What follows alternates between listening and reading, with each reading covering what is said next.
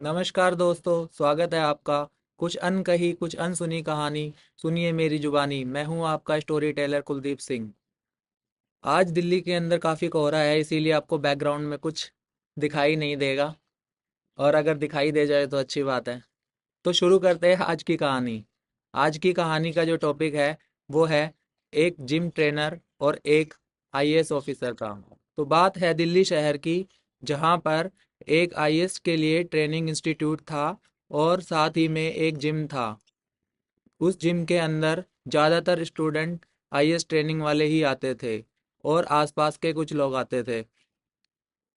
उसमें एक gym trainer था और एक स्टूडेंट था। जो स्टूडेंट 3 साल से आईएएस का अटेम्प्ट दे रहा था पर उसका क्लियर नहीं हुआ था। उसकी दोस्ती अपने जिम ट्रेनर के साथ बहुत अच्छी थी। ये तो सभी के साथ होता है। जो जिम ट्रेनर होते हैं उनके स्टूडेंट जो होते हैं उनकी आपस में काफ़ी दोस्ती होती है।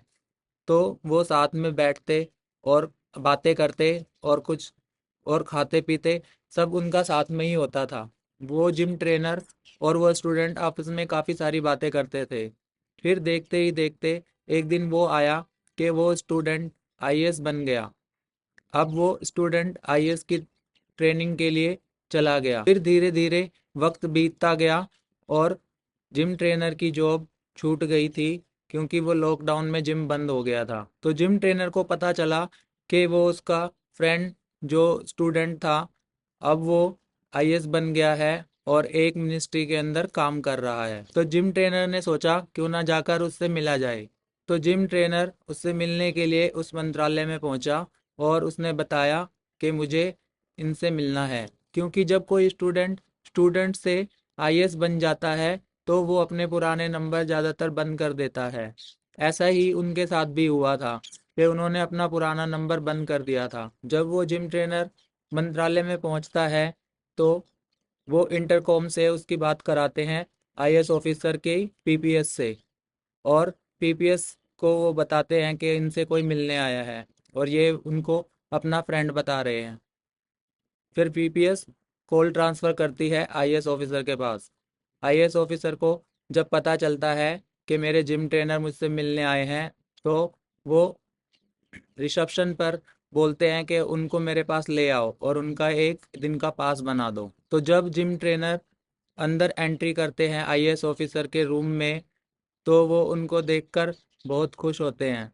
और आईएएस ट्रेनर जो एक स्टूडेंट था, उनका फ्रेंड था, वो भी उनको देखकर काफ़ी खुश होता है और उनसे बोलता है, कैसे हो सर आप, और सब कैसा चल रहा है।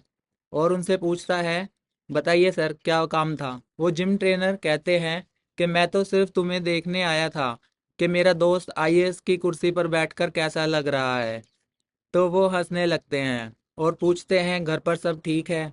उनकी पीपीएस कमरे में आती है और उनसे कहती है, सर आपकी मीटिंग आई है अर्जेंट। तो आईएएस ऑफिसर अपने ट्रेनर दोस्त को कहते हैं कि सर मैं आपसे फिर कभी मिलता हूँ, क्योंकि आज मैं थोड़ा बिजी हूँ।